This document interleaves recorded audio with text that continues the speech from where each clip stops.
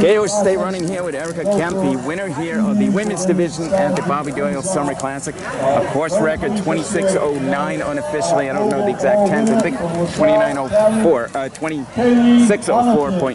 26:09.4. Okay. All right, you got it. Finally.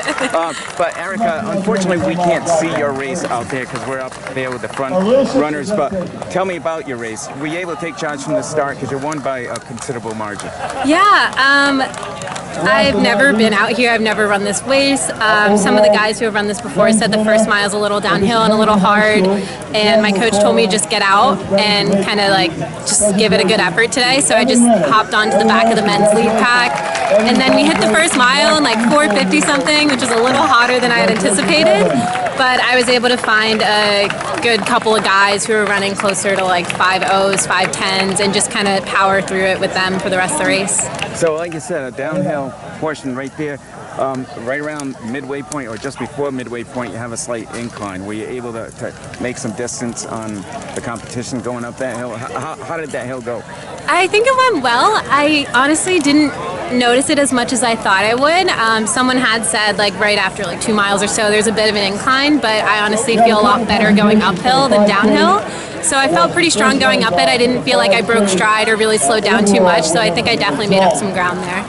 So you're a sub-32 10K runner, so definitely legit here to run what you did.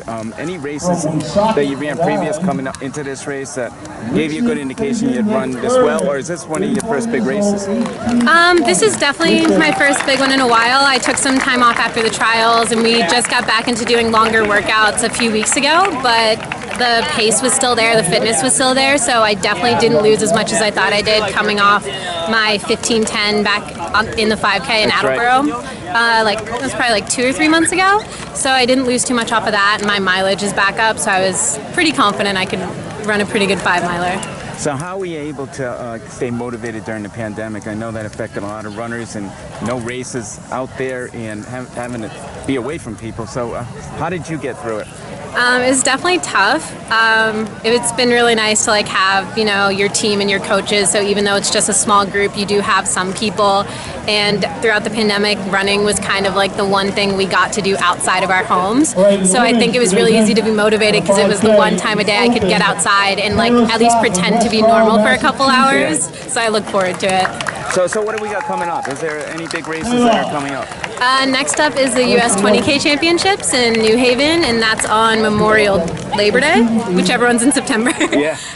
So that'll be in like 3 or 4 weeks, so that'll be my longest race ever, but I'm looking forward to it. Yeah, my guess is this race probably gave you some confidence going into that race. It definitely did. I mean, going from 5 miles to like 12 is definitely a bit of a jump, but I'm excited for it. What was your previous best for 26 for 5 miles? I don't think I have one. We did a couple of like 4-mile time trials last year during the pandemic, and I ran about 20 minutes or so, or like 21 minutes. So I think this is about on par with what I thought I could run for 5, but definitely the first time I ever tried. And forgive me for not knowing this, but what high school did you go to in college?